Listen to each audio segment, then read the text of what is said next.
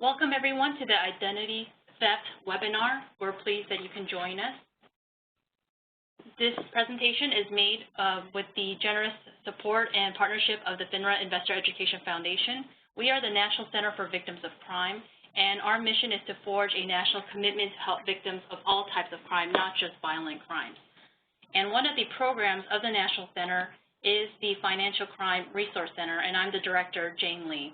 And our focus is on financial crime, and we work with many organizations, including the Identity Theft Resource Center that our presenter, Eva, is the president and CEO, in bringing training to advocates around the country about financial fraud.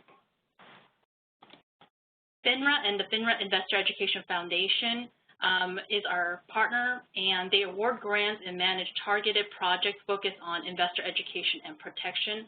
And we are going to introduce very briefly our presenters, Eva Velasquez and Lisa Schifferle.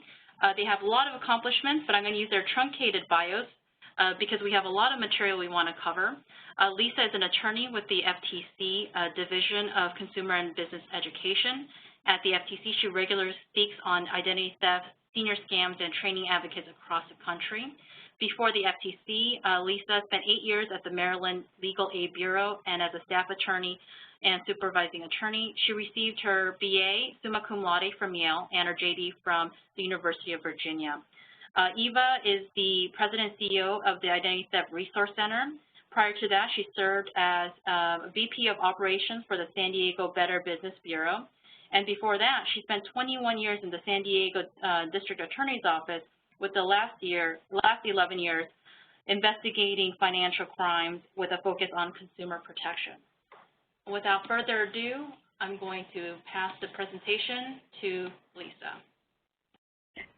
Hi, thanks so much for having us here. This is Lisa Schifferle, and I'm here with Eva Velasquez. Today we're going to give a presentation on identity theft, and a lot of you have probably heard other presentations on identity theft. This one is going to take it from a new angle and at a new level, a more advanced identity theft.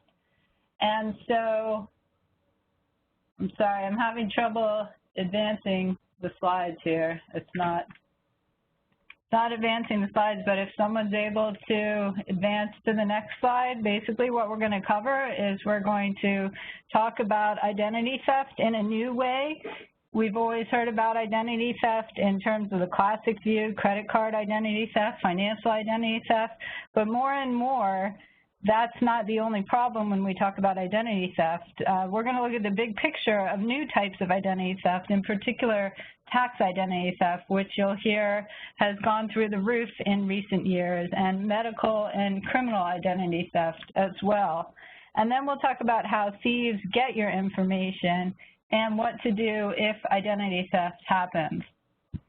So I'm going to pass this over to Eva so that she can advance the slides, because this does not seem to be advancing the slides properly on mine. So we talked about what we're going to cover, and I'll just tell you a little bit about what is the FTC. The Federal Trade Commission is a small, independent federal government agency. The part that I'm from is the consumer protection side. We also have an antitrust side. But on the consumer protection side, we work on identity theft at 3 levels. One is the complaint gathering. You may have heard about Consumer Sentinel, which is the largest database of identity theft complaints in the country. We also do consumer and business education to educate consumers about their rights and businesses about their responsibilities. And then we do law enforcement. We bring cases against companies who have inadequate data security to make sure that they properly maintain people's personal information so that identity theft doesn't happen. Now, Eva's going to tell you a little bit about ITRC before we get into an overview of understanding ID theft. Well, good morning, everyone. I'm very pleased to be here and to see that we have such robust attendance. I think that means that this is an issue that is really striking a chord with people. So I'm very thankful that you're here to get this information. The Identity Theft Resource Center is based in San Diego, but we offer victim assistance throughout the country. We were established in 1999.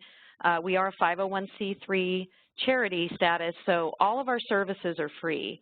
And we provide the victim assistance service through our toll-free hotline. It is open 24/7. We average about 10,000 individual contacts per year, but our call volume is about double that because most of our victims need to call back at least once or twice after the initial contact because this is such a complicated issue.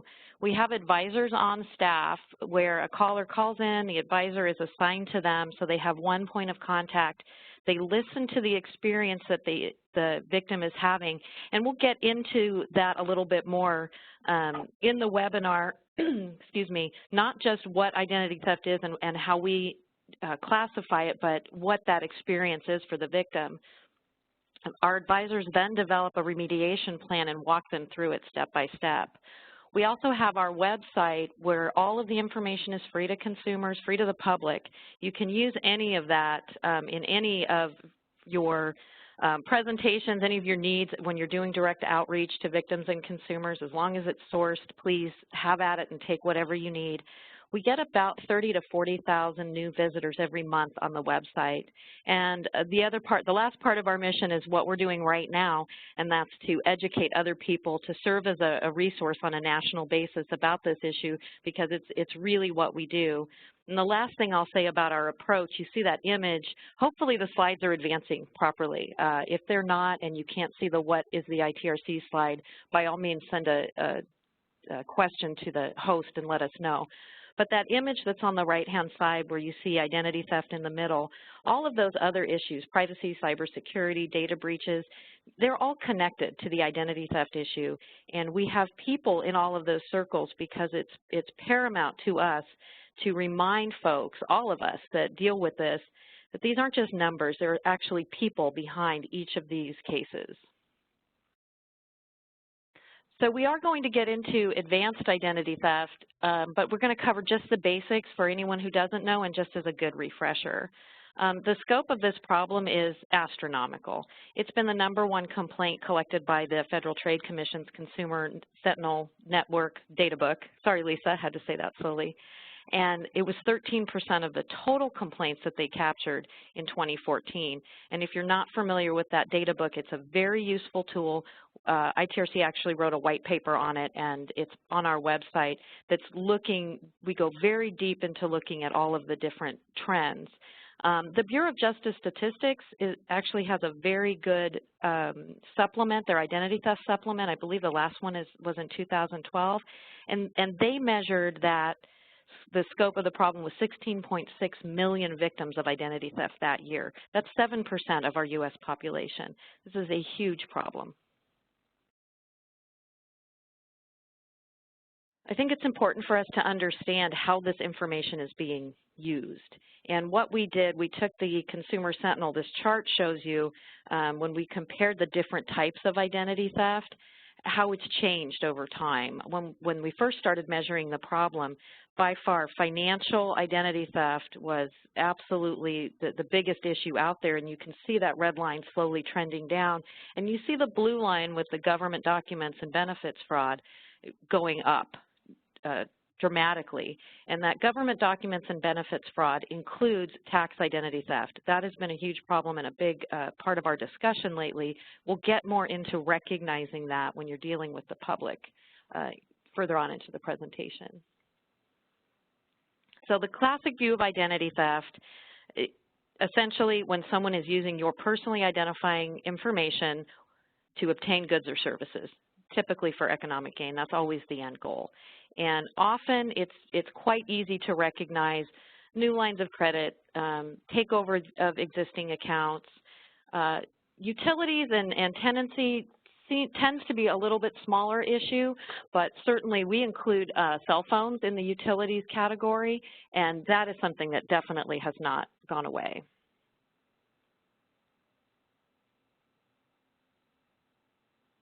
And this chart, I won't talk a lot about it, but it's really just there for you to see the flow. when we're looking at how to remediate identity theft and what some of the steps are to take. We've included a chart on all the different types of identity theft, so you have sort of a quick reference guide if you want to get a hard copy of this presentation, but I won't go into too many details on this.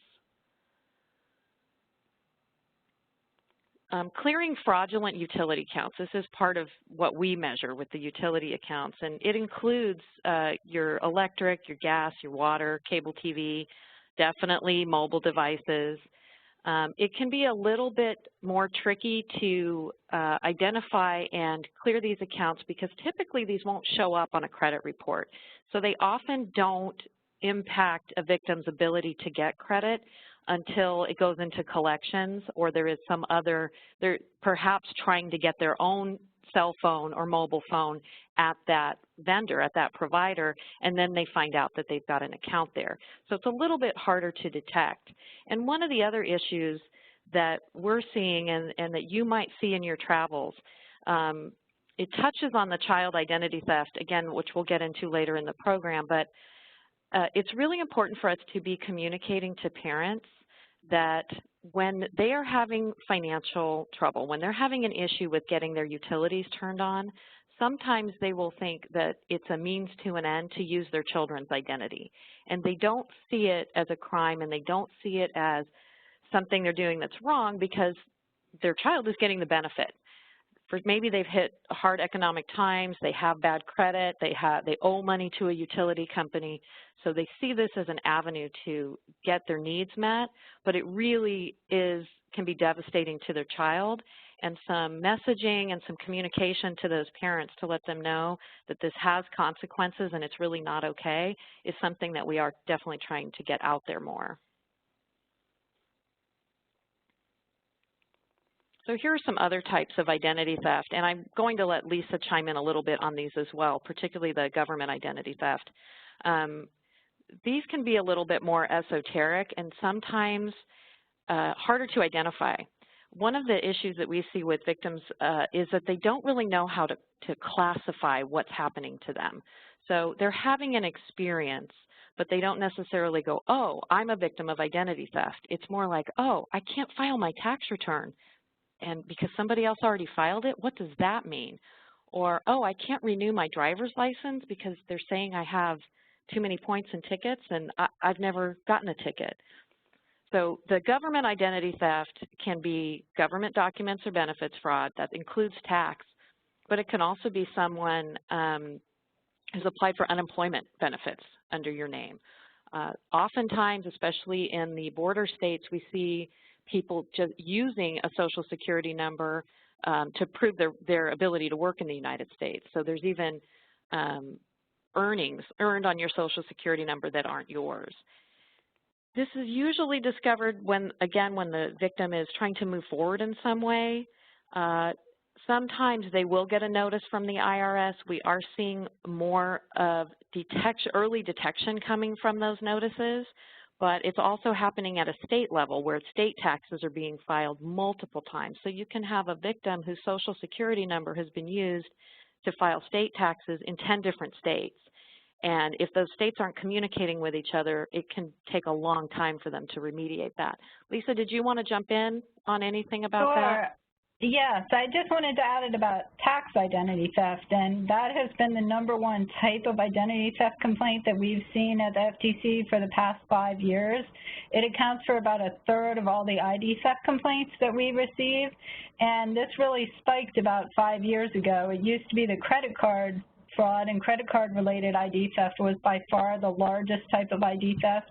And since the advent of online filing and the more adoption of that, the tax identity theft has really skyrocketed. In some states, 60 to 70% of the ID theft complaints are tax related. And that's why we're talking about sort of the changing face of identity theft, that it's not just about credit cards anymore. And the way that tax identity theft works, for those who aren't so familiar with it, is that fraudsters will get Social Security numbers. That's the key, that's the linchpin.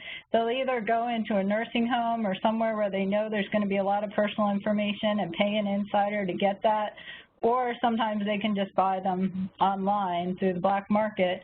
and then they'll take your Social Security number and try to file and get your tax return before you get it. So this is really the largest type of identity theft that we're seeing now. And I'll just piggyback on that a little bit. It may sound like it's rather difficult to perpetrate that kind of fraud, but it really isn't, because they don't have to know where you work or how much you make in order to file that fraudulent return. They really just have to know what a W-2 would look like from a particular employer. And if you think about how often your tax collection entity, you know, the IRS or whatever state you live in, how often they see you, they get a snapshot of you once per year. So they're seeing you, and in a year's time, think about how much can change. You can move states, you can get married, you can get divorced, you can have a dependent, add a dependent because you've had a child, you can have a dependent age out. So there are a lot of changes that take place over that year, and it does become difficult for those government entities to identify when those changes aren't real. So that's the first piece. And just to give you another piece on the scope of the problem, the state of Indiana, their Department of Revenue, has been very proactive in addressing this issue. And they testified before the Senate Committee on Finance that last year they employed $8 million worth of fraud analytics to try to detect how many fraudulent returns they were receiving. And they found and saved $80 million in 1 year. $80 million in fraudulent returns were being submitted to them, and that's one small state. So that should give you an idea of that problem, the scope of that problem. And again, this chart is just the basic remediation process for you guys if you run into this with your victims. Of course, I think it's really important for us to state that the FTC and the ITRC both have call centers when you run into complex cases where you're dealing with a victim who is going through something else. And this can happen in a variety of ways, particularly with domestic violence victims. They can have the perpetrators not only being physically violent, they can take over their identity and commit some of these types of identity theft. So you can certainly refer those people to us for more robust remediation processes, and of course we're free, so it's not like it's going to cost the victim anything. But at least you have this chart to kind of see the basic flow when you're dealing with remediating this problem. And again, same thing on the employment identity theft. I won't spend too much time on this. So for victims, particularly with employment issues, they are going to need to contact the Social Security Administration. That can be a very tedious experience for them, and they will need a lot of support. There's a process that they go through. They then have to provide that. After they go through that process with SSA, they will have to provide that to the IRS and to their state tax collector. The IRS does have an identity protection unit. The 800 number is on this slide.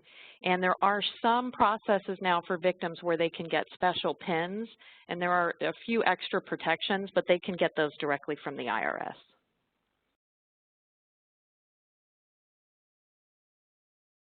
So now we're on to medical identity theft. This is one that is getting a lot of attention, particularly because of the medical data breaches.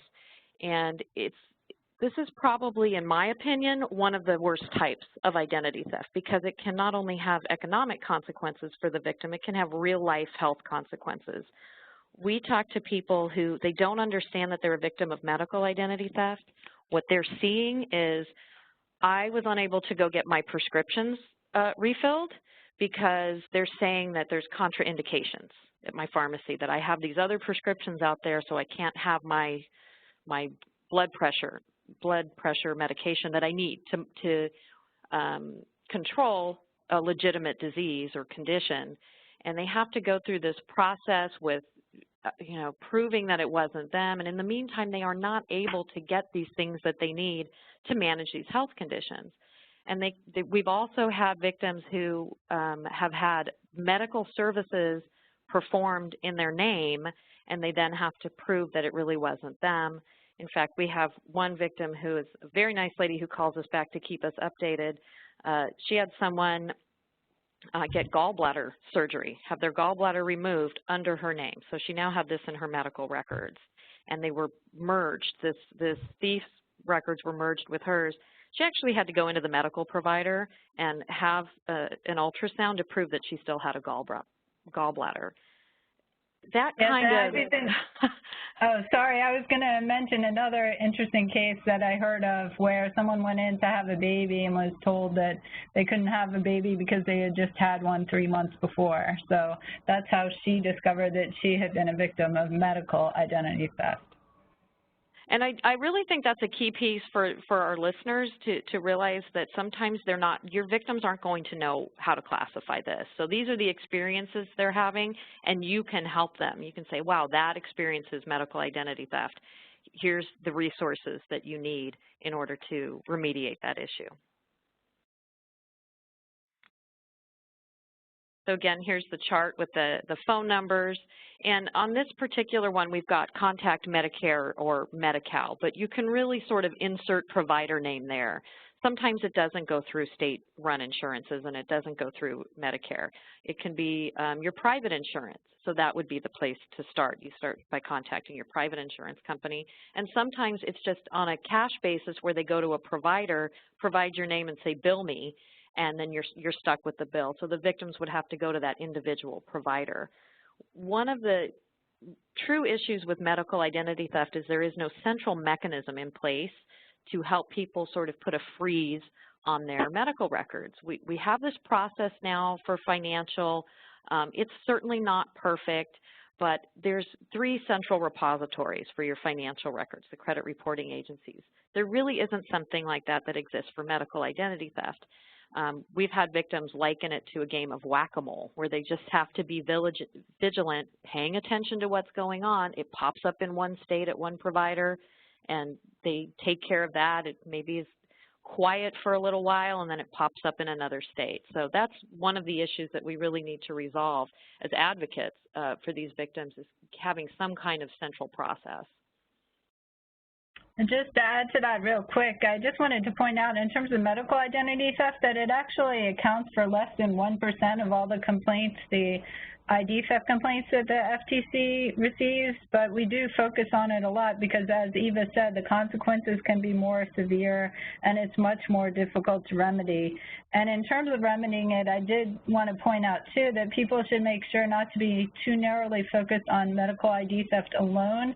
If someone's a victim of medical ID theft, especially if they're a Medicare recipient, since their Medicare number is also their Social Security number, they should be on the lookout for tax identity theft as well, because that is the big trend right now. And if they have your Social Security number through medical data breach or medical ID theft, they can use it for other purposes too, not just medical, but tax related.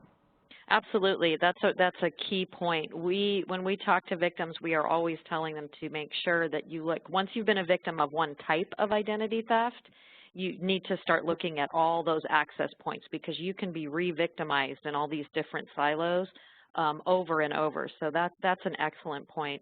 And as far as the scope of the medical identity theft problem, different organizations have different numbers. The FTC has 1%. Through our call center, it's about 6% of our cases have a medical identity theft component. My personal opinion is that those numbers are probably a little bit higher, not much, but a little bit higher, because again, people don't know what to call it. And so they have this experience, and maybe they handle it through an attorney or a friend who, works in the medical field. A doctor or nurse friend of theirs helps them to resolve the issue, but they never end up reporting it anywhere because they don't know. They go, oh, well, this is some kind of fraud, but they don't necessarily say, that's medical identity theft. I need to report that and, go to the FTC or go to the ITRC. So one of the other less common but certainly devastating types is criminal identity theft. And this, too, can have extremely devastating consequences. We do have a criminal identity theft expert here on staff who helps to handle these cases. And it's our experience that these often have the biggest out-of-pocket direct expense for victims. particularly when it has gotten so far that they've had a criminal not just get arrested, but even go through the criminal justice system, be found guilty, and then maybe get a warrant before they were supposed to report for custody, or maybe they haven't gone to trial yet, they've only gone through part of the system, and then they take off and they're in the wind. So these victims have to go through a very rigorous process to prove that it isn't them. And there's not a lot of mechanisms in place that allow them to do this without physically traveling to the jurisdiction where the arrest occurred. We're getting a little bit better with online technology, with submitting fingerprints, having them taken at a local sheriff's department, and then having them submit it to that jurisdiction. But sometimes, especially in the case with felonies, these victims actually have to go to that jurisdiction, and they have to incur the expense, the travel expense, the time away from work, all of those things. And as a victim of a crime, most of you know this very well, you are not going to be reimbursed for those losses. And oftentimes, even the funds that we have to help victims meet their needs, victims of crime, they often go to the violent crime victims first, and there isn't enough or much left for victims of financial crimes. So this has a huge consequence to their pocketbook, but it can also stymie people from moving forward in their lives. They're trying to get jobs, and again, that's that detection. What does it look like to a victim? Do they even know what to call it? So if you have people who are saying, man, I can't seem to get a job. Every time I go in and apply, I do fine, and I'm more than qualified, and I'm having this consistent issue. If the employers aren't getting back to them and saying, hey, you failed the background check, if they're not letting them know that, it can often go on for an extended period of time before they learn, hey, I have these records that I didn't even know about. So it really can thwart them from moving forward. Lisa, did you want to add anything? No, that's good. And again, here's your handy-dandy chart so that you can look at just the very, very broad overview. Very importantly, the fingerprints and the biometric information. It really makes victims uncomfortable, but that is generally, unless you have such a physical difference, if the thief is maybe a different race or even a different gender than the actual individual, then sometimes they don't have to submit biometric information. But oftentimes it's harder for the courts to make a determination, and so they do have to submit their fingerprints.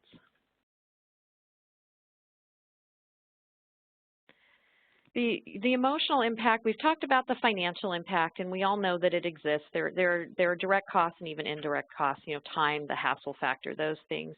But we conduct an aftermath survey with our victims that call into the call center on a regular basis. And it's surprising the scope of emotions that these victims go through. And in fact, a small percentage of the people that we talk to have just as strong a reaction as victims of violent crime.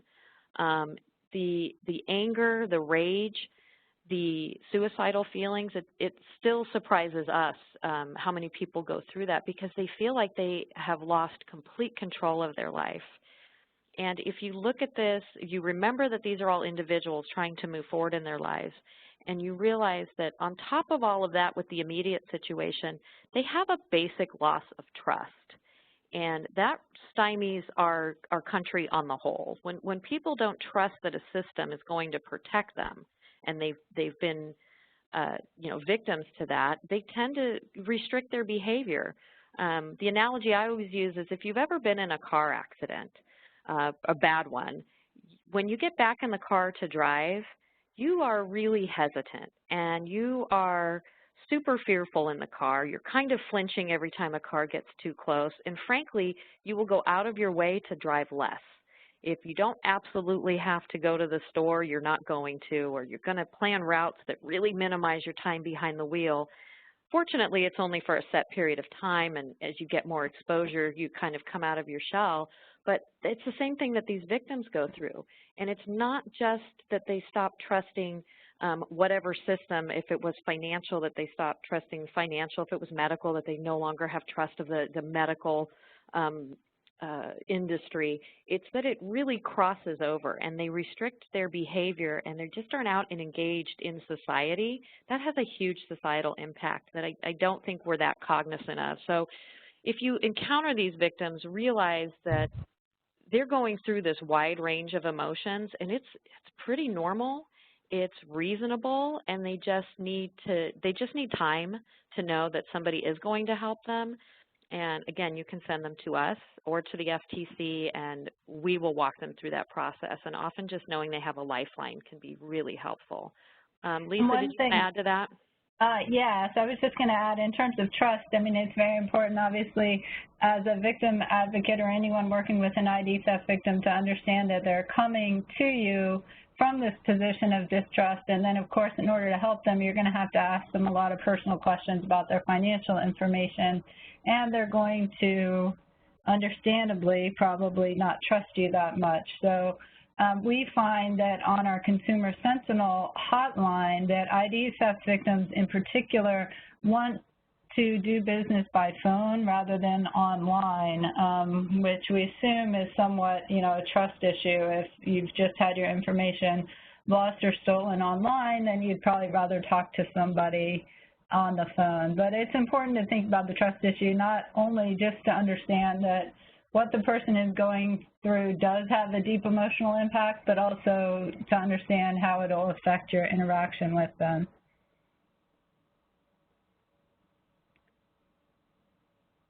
And so here's just more of that impact and some of the things that they can experience. I think that this is really important for you folks out there in the field because, again, you are going to need to help them identify how to classify what's happening to them. And sometimes, with financial, I'll just give some examples. There are some things that are big red flags that we all kind of go, okay, that sounds like identity theft. They get collection notices or bills. They're denied credit or a loan. But there are also some more esoteric flags that you might not necessarily think of. Things like your auto insurance rates are raised and for no reason, significantly raised and for no reason. That could be a sign that you have tickets in other states that you're not aware of. It's not so bad that your insurance is going to cancel on you, but it is so bad that they're saying, hey, you're not a good risk.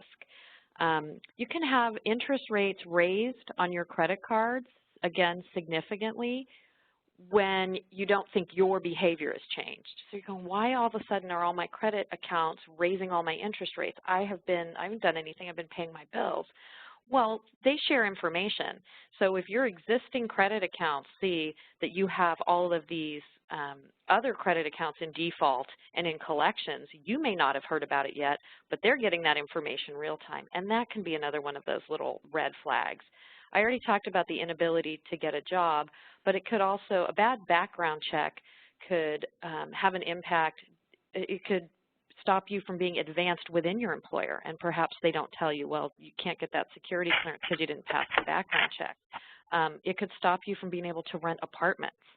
So if the people that you're dealing with aren't telling you it was a bad background check, you won't know it. But if there's patterns there, it's definitely something to be checking. So this portion, I'm going to pass it off to Lisa and let her take it away. Thanks, Eva. So I'm going to talk to you all a little bit about how thieves obtain the information and then talk about what you can do to help a victim of ID theft, and then a little special focus at the end on child ID theft. So in terms of how thieves get the information for ID theft, I've broken it down into old-fashioned techniques and newer high-tech techniques. In terms of the old-fashioned ones, we are looking at lost or stolen wallets, and again, I'm not able to advance the slides, so I'm going to need someone else to advance the slides. So I am just now trying to pass sorry about the technical difficulties, Lisa. If you pass that back to me, I'll take care of that. Okay, there, we got it now. So Old-fashioned techniques, there's lost or stolen wallets, which is what we think about in terms of ID theft and have thought about for years.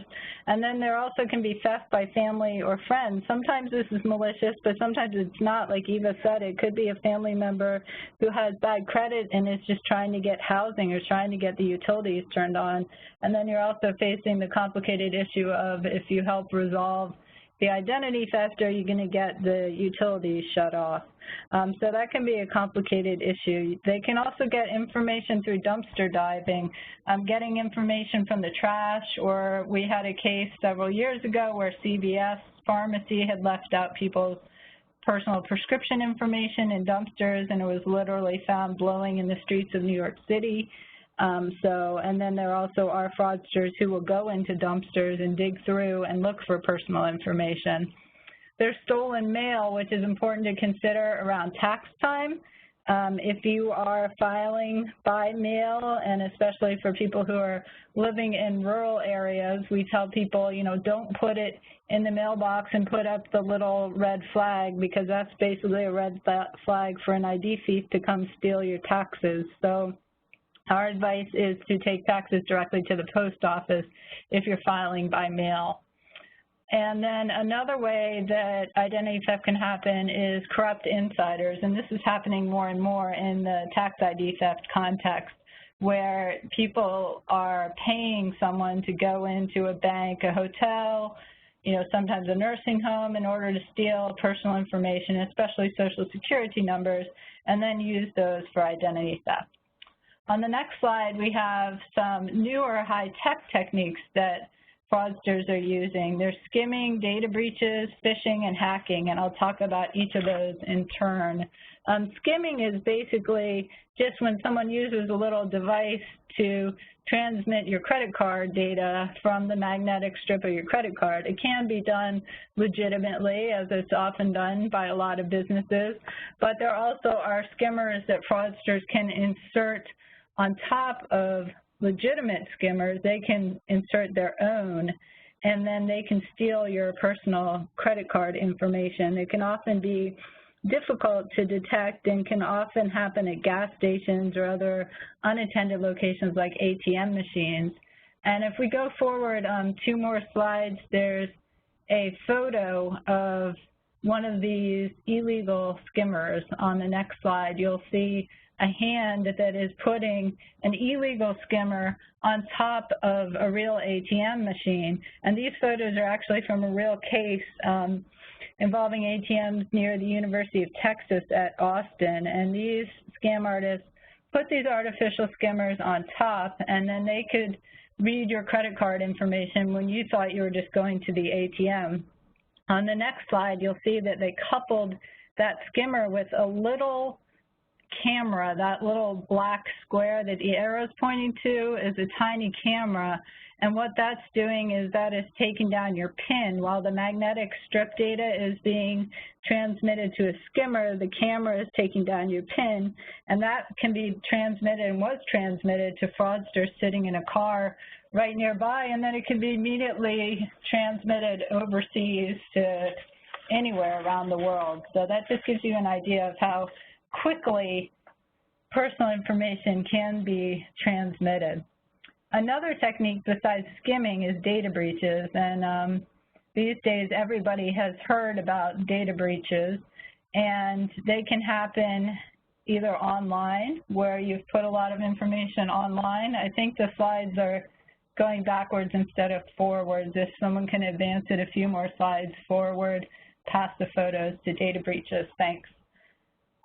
And data breaches, as I was saying, can happen online, or they can happen through a physical breach. Online, there are a lot of breaches where your personal information may be stored on a server that a company has, and the hackers will find any vulnerability in the system, whether it's unencrypted data or poor storage or too long data retention, and then they will get your personal information. It can also happen through insiders who break into a facility and steal the information.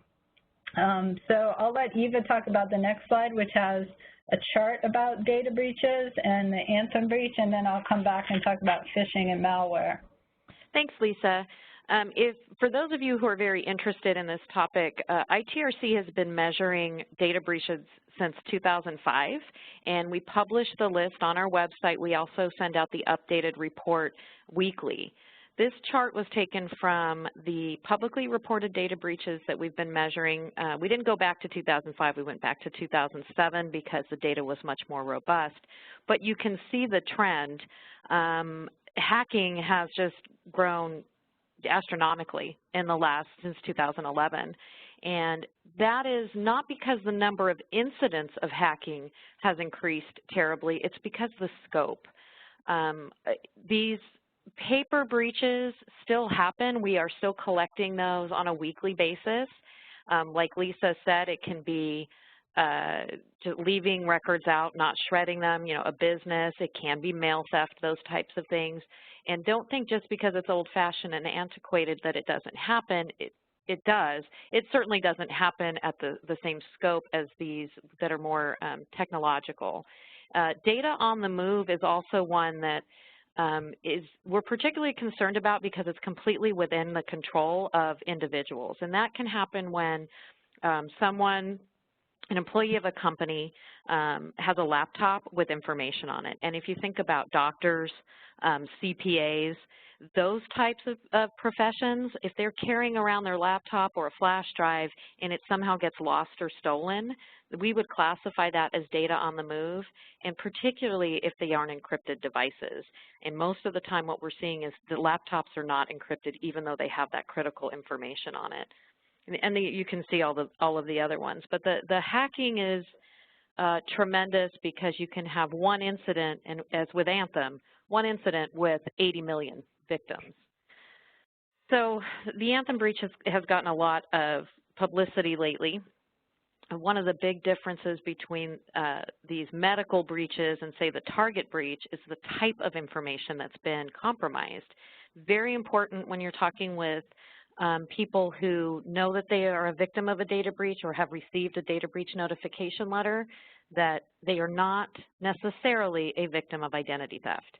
We hear from people all the time. Whenever there's a big breach, we get a spike in our call center because people are starting to equate the two. And we have to explain, no, your information has been compromised, but it has not yet been used.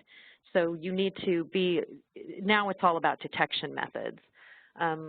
With the Anthem breach, the Social Security numbers were compromised. And as Lisa said before, that's really the linchpin. So that's the key to the kingdom right now. It had a broad scope. There were 14 states involved. And now we are hearing now how they're going through this forensic analysis, and it looks like this may be a good old-fashioned phishing scheme. And this is good even for you folks as individuals who just employees of organizations, of the courts, of the government, of industry. When you get emails from your IT department or from someone wanting to have your information and they're posing as a legitimate person, just don't do it. Just don't click on the link, don't respond to the email. You go directly to the source.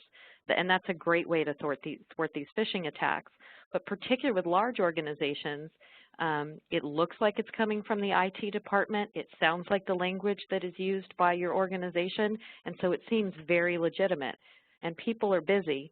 I will just give you one example of a phishing scheme, and we have to realize that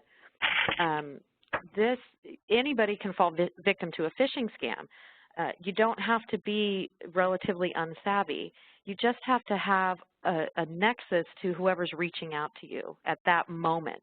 They're sending out billions of emails every day. It's a numbers game. And if you have a recent interaction with an entity and maybe you're waiting for a response from them, particularly if you did it online, when you see an email in your inbox and you go, oh, why is USA Bank contacting me? I don't bank there. That's an easy one to spot. But when you see it and go, oh, USA Bank, I do bank there. What do they want? I just sent them a request through customer service. This is supposed to be my response. And that's where it can be tricky. So you really even sophisticated people have to be paying attention to that. Great, and that's a good segue to the next slide about phishing. As Eva described, phishing is when someone sends an authentic-looking email, but it's actually a fraudster. They're trying to look like some company or entity that you recognize in order to get you either to give out your personal information or to send them money. And we're seeing this in a variety of contexts. Imposter scams or phishing scams are actually one of the top complaints the FTC is receiving now, and particularly IRS imposter scams have gone through the roof in the past year. And what we are advising people to make sure to know is that the IRS will not initiate contact by email or by phone. So if you have someone who comes to you and says that they have gotten an email or a phone call from the IRS saying they owe money or they're going to be put in jail for back taxes, you can be sure that that's a scam and they shouldn't respond. For other imposter scams, like people pretending to be a grandchild who's stuck in Canada and needs money wired to them, or people pretending to be your bank, as Eva said, the best advice is to call back at what you know to be the correct source of information. Don't call the number that they've given you, but look up the number that you know to be the right number and call back the bank or the grandchild at that number and make sure that what you've been told is actually correct before sending any money or giving any personal information. So that's phishing, and you'll see here that 9.2 million Americans were victims of phishing schemes in 2012. So it's a huge, huge problem and the source of a lot of identity theft. Malware is a related but slightly different way that people get information, and that's basically when somebody installs a virus or unwanted software on your computer without your knowledge, and then once that malware is on there, the criminals can get your personal information. Sometimes they can track the strokes on your computer keyboard, or they can just monitor what you're doing on your keyboard. So the best advice that we tell people in terms of malware is don't click on links in email, especially unsolicited emails, because those often are used to install malware or spyware on computers. Just to give a real-world example of phishing, and this one comes from Texas Legal Services, there was a woman who we'll call Mrs. S on the next slide, and she was a retired teacher. Probably a lot of you have heard about these Nigerian email scams or other email scams. And in this case, Mrs. S wire transferred $1,000 to the scammers and gave her personal information. A lot of times it'll just stop there and the scammers will take the money and run. But in this case, they took it a step further and they opened a bank account using her name, and they basically set up a whole fraudulent internet sales scam. And she only found out about it by getting a letter from a lawyer threatening to sue her because they thought she was the one running the internet sales scam. So that gives you an idea of how the problem may come to you. Next, I want to talk about what to do if identity theft happens, and I'll just go through this pretty quickly so you have an understanding of the steps, but we want to make sure that we get time for your questions at the end too. There are 4 steps that we tell all ID theft victims to take. The first is to contact the credit reporting agencies. The second is to close affected accounts if they're new accounts, or contact the companies where fraud occurred. The third is to file a complaint with the FTC, and the fourth is to file a police report, and I'll go through each one of those on the next slides. First, you want to contact the credit reporting agencies, and that means the big 3 are Equifax, Experian, and TransUnion. And what you want to do is place a fraud alert. This will help prevent and help the victim notice if there's any further fraud on their account. You also want to get a credit report, which you should be able to get for free at annualcreditreport.com once per year, and you can also get it free in connection with filing a fraud alert and being an ID theft victim. And the reason to get the credit report is that the victim may come to you with one type of identity theft, but there may be a lot more going on, and the credit report can help you get a fuller picture of everything that's going on and the fuller scope of the identity theft. You also want to consider a credit freeze, and the next slide lays out some of the differences between the fraud alert and credit freeze and some of the considerations that you may want to advise a victim about in terms of which choice might be better for them in their particular circumstance. The fraud alert is easier to do. It just requires one call. You can call any one of the 3 CRAs, and they have to notify the other ones. For the credit freeze, you have to write to each bureau, Equifax, Experian, TransUnion individually. What the fraud alert does is it means that creditors have to take reasonable steps to verify your identity. So basically, you'll probably get a call saying, you know, are you at CarMax now trying to get an auto loan?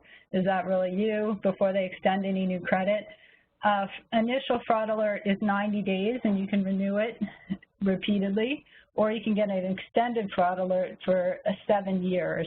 A credit freeze is more thorough. It means that no one can apply for new credit, even including you or the victim. So one thing to think about is, does the victim need access to their credit soon? Because if they do, if they're about to apply for a mortgage or a car loan themselves, then if they put on a credit freeze, it'll be more effective in terms of stopping other people from opening new credit, but it'll also mean they'll have to lift the freeze each time they want to access their credit themselves. And depending on the state, the credit freezes are governed by state law.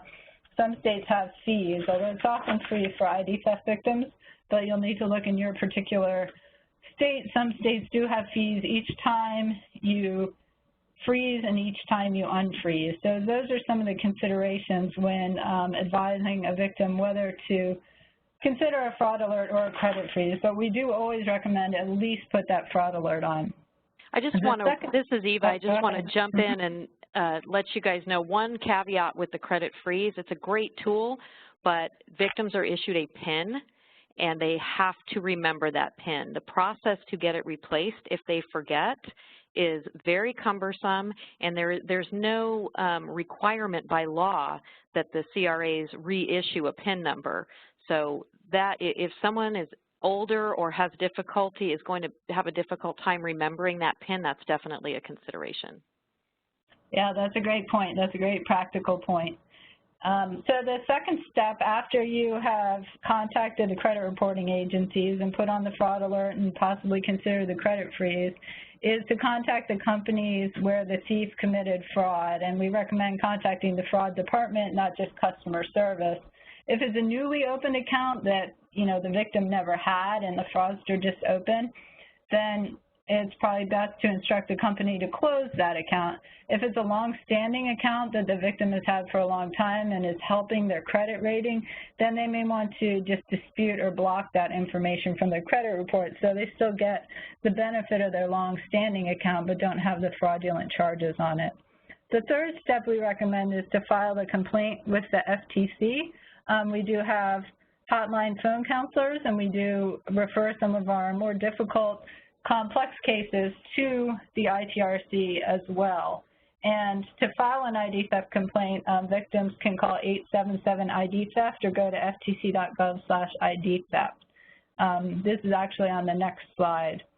And part of the reason that we recommend filing the complaint with FTC is it also will generate an ID theft affidavit, which the victim can use to exercise certain legal rights in order to get information off their credit report. They will need an affidavit, and when you file the complaint online with FTC, you can print that out, and that, along with your police report, can be the affidavit. And that leads us to step 4, which is to file a police report. And then using those two together, if you could advance to the next slide and the slide after that, the police report and the ID theft complaint, which is printed out as an affidavit, those together you can use to correct the credit report. And you can certainly get help on this from the FTC at ftc.gov/ID-theft or ITRC. But just to let you know, the two main mechanisms, one is called blocking, where a consumer has a right to block and permanently remove any identity theft-related information. This one does require the individual to get a police report and submit that ID theft report. The alternative is just to dispute the procedure.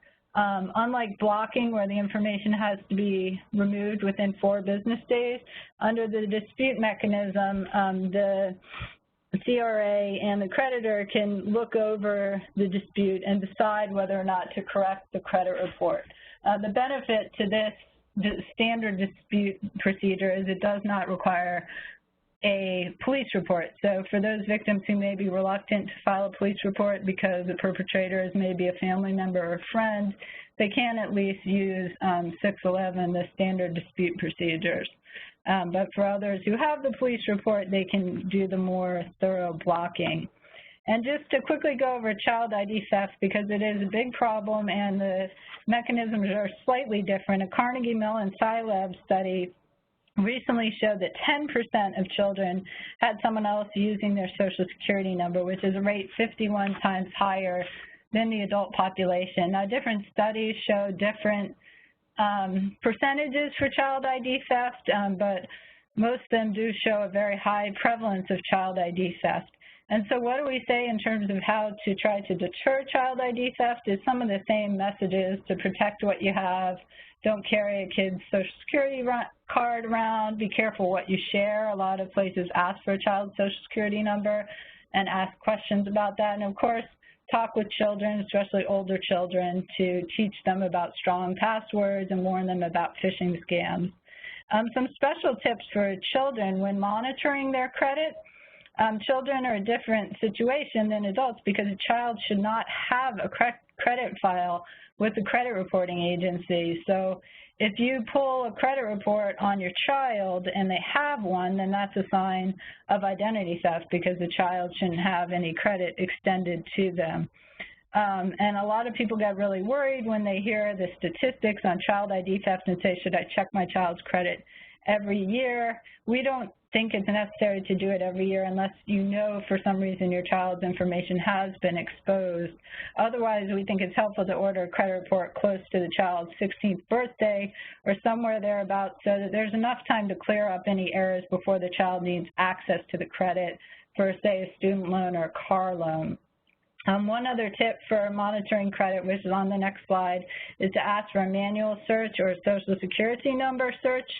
And the reason is that a lot of these thieves are using Social Security numbers along with a made-up identity or their own identity. They aren't necessarily using the child's name with the Social Security number. They're taking that Social Security number and using it in connection with an adult's name or a fake name.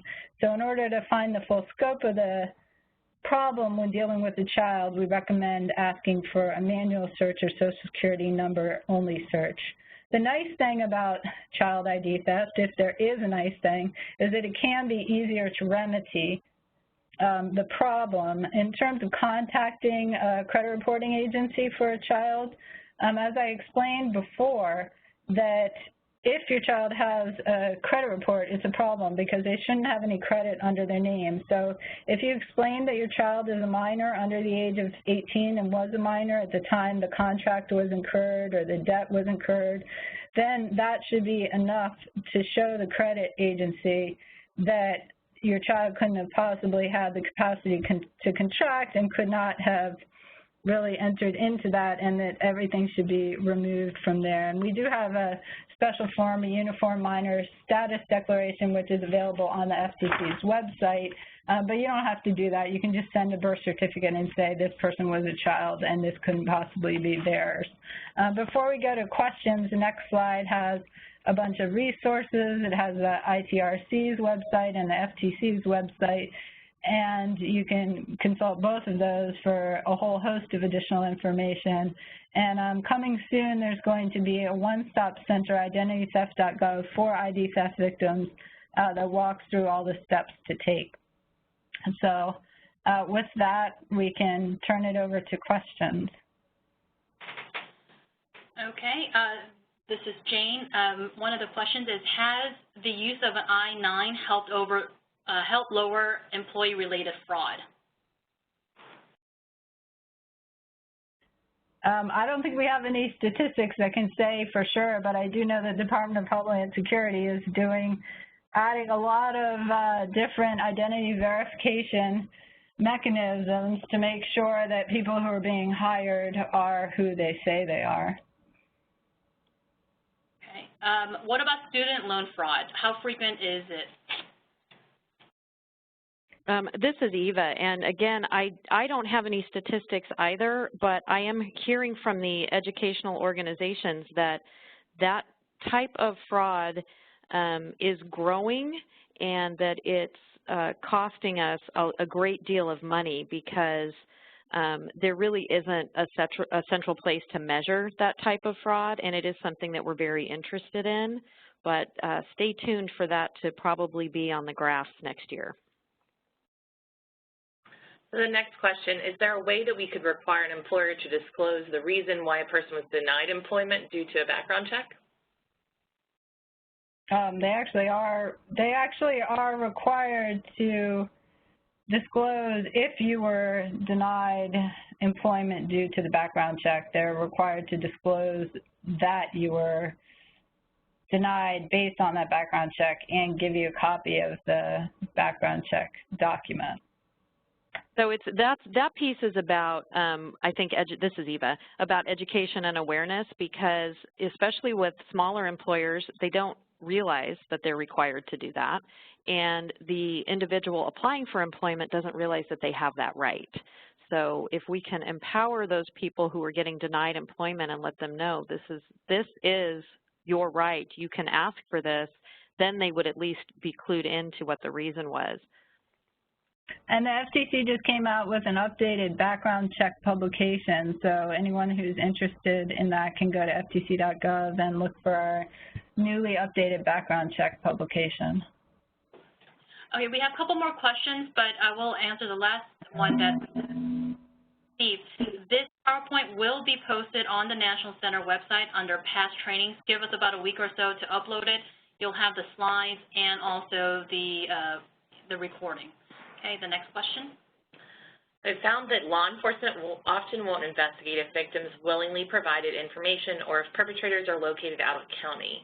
Have others encountered this problem, and will it, or how can we address it? I can speak to that because we encounter that with victims as well. And being former law enforcement, I definitely see both sides. It's a question of resources. This is such a prevalent crime that when the police officers, when the entity is taking a report, unless it is affecting a large scope, it's a ring, there's a huge economic impact, it often is not even investigated. The report is taken to provide the victim with that because they need it for those consumer protections to kick in, but they just don't have the resources to investigate every case. And so until we get more funding for officers or some kind of process where we can centralize these, I don't see that changing anytime soon. At ITRC, we try to focus on helping the victim put their life back together. We do build reasonable expectations with them about the likelihood of prosecution of their thief. Unless they know who it is and can provide the proof, if this is just a one-time incident and not part of a broad ring, chances are very slim that there's going to be any prosecution of the perpetrator. Eva and Lisa, we have a lot of questions. Do you mind sticking around for about 5 more minutes? That's fine. No, not at all. I don't mind at all. Okay, next question. There was one that was a little bit of a follow-up. St. Louis City and County Police have refused to assist people with tax identity cases.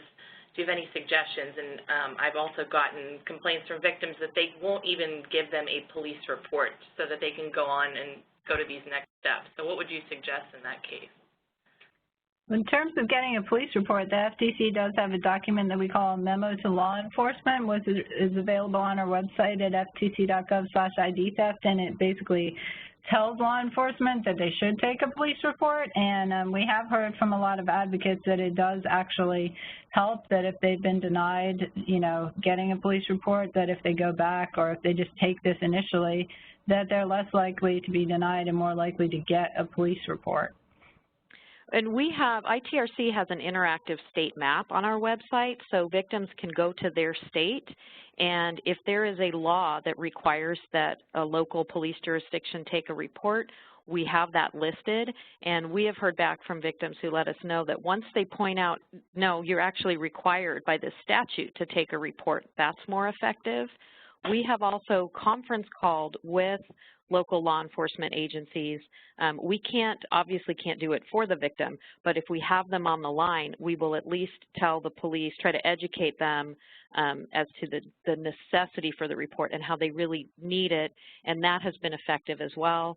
We have also gone to the level of writing to jurisdictions when we hear from multiple victims that they're having an issue with the jurisdiction, and we simply try to educate them on why it's necessary. And the next is, how safe is it to give your social security number to credit rating, credit report companies in order to get your report?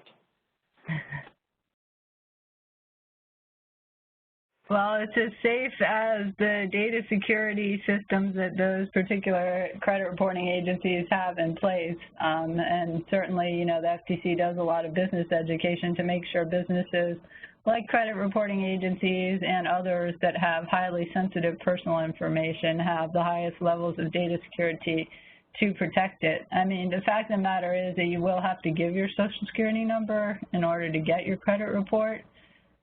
So you're kind of caught between a rock and a hard place there, which is why we really try to emphasize that businesses like that have the best possible data security to keep people's personal information and their social security numbers safe. And just to add on to that, I think the bigger concern is that you are sure that you're dealing with a legitimate organization. Oftentimes when people want to get their credit reports, they will go to, if you just Google free credit report, you don't necessarily get the annualcreditreport.com website, which is the one that's required by law. You will get other offerings from other providers. So we want to make sure, our bigger concern is that people, when they do have to give it away, because you do in order to get that report, that you are giving it to the proper entity. Yeah, that's a great point. We have a whole jingle on our website about annualcreditreport.com to make sure people remember that annualcreditreport.com is the legitimate site because there are so many copycat sites. What advice can you give if there is reason to believe the individual filing the identity theft complaint is just trying to get out of paying a debt or something similar? Well, we hear from, because we're very involved with a lot of these business entities, we know that friendly fraud certainly exists, and there are certainly people that are engaging in that behavior. And it has been our practice to provide the resource information to a victim that is alleging that they are a victim of identity theft. And these organizations have very robust fraud mechanisms in place to catch that kind of fraud, and we allow them to let it wind through their process. Are consumers wrong to assume that storing information in the cloud is safe? Well, the cloud, this is Eva again, the cloud is kind of a misnomer because everything is stored on a server somewhere. So, you know, if you're storing it at work, it's on a server in your back server room. If it's on the cloud, it's in a server farm somewhere. So that information, as Lisa said, it's just as safe or unsafe as the security practices of that particular organization. So you're probably better served in understanding, okay, where is this cloud, who's providing it, and what are they doing to ensure that they're being good stewards of my information. And they all have privacy policies and terms and conditions on their website readily available.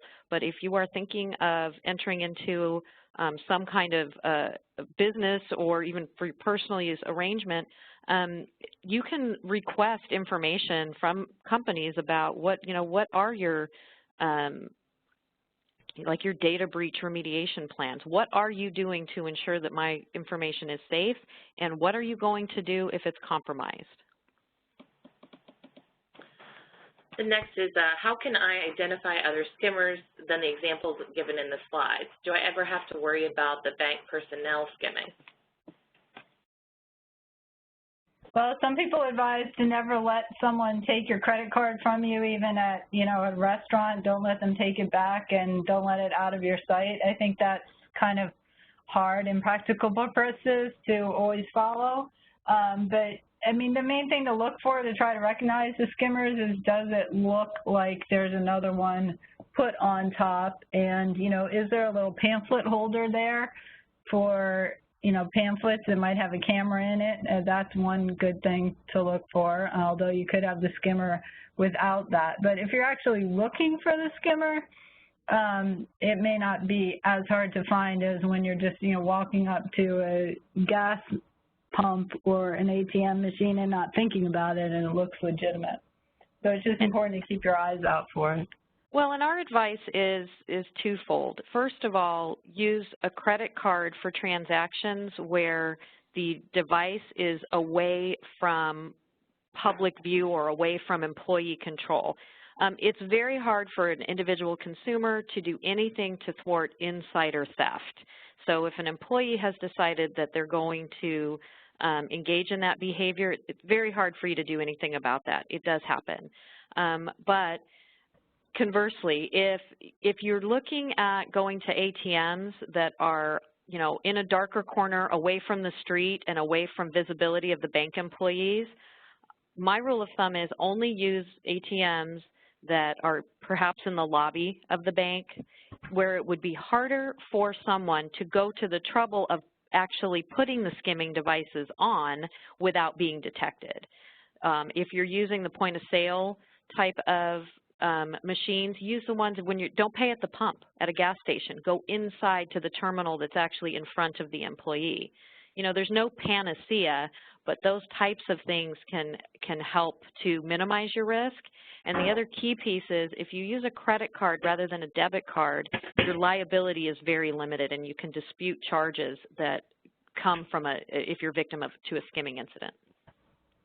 We have a lot more questions, but I shut down the question line, but we'll try to get to a few more. What specific resources are there for seniors that have been victims of identity theft and scammers?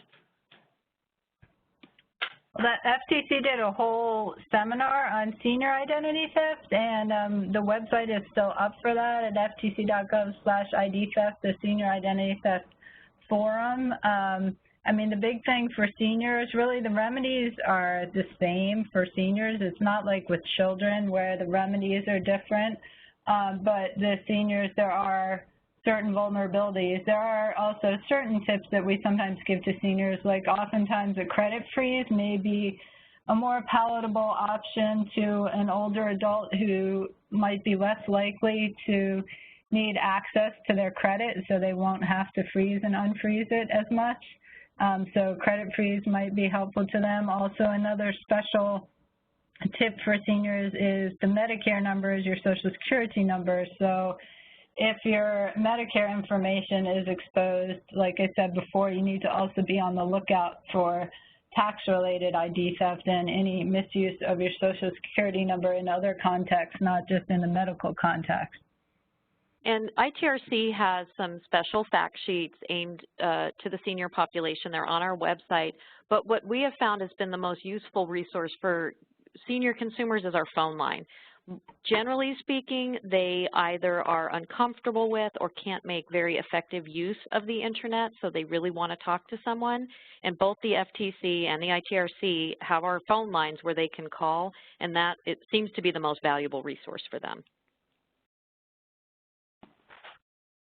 How difficult is it to get a new Social Security number? Extremely difficult. Almost impossible. Yeah. It's allowed for certain domestic violence victims and in extremely, extremely limited circumstances, but for 99.5% of the population, it's not going to be an option. But what you can do is if you're a victim of tax ID theft, you can contact the IRS's specialized ID theft unit, and they do issue PINs, identity protection PINs for the purposes of tax filing. So you could get an IP PIN to file your taxes under, which is different from your Social Security number, if you're a tax ID theft victim, or in certain states like Georgia and in the District of Columbia. And the only thing I would change on that, as Lisa said, it's for 99.5% of the population, and I would say for 100%. It just doesn't. Thank you so much, Eva and Lisa. Very a lot of compelling information and very helpful information. I know there are some other questions. If you can all email me, Jane Lee at jlee@ncvc.org, and as in Nancy, C as in Charles, V as in Victory, C as in Charles.org. I'll try to answer that for you. Eva's organization is idtheftcenter.org, and thank you very much, Eva and Lisa, for presenting. You're very welcome. I just want to put out there, if my contact information is there. If anyone has any questions and they want to reach out to me directly, by all means do so. You're welcome to reach out to me as well. Thank you. Bye-bye. Thanks.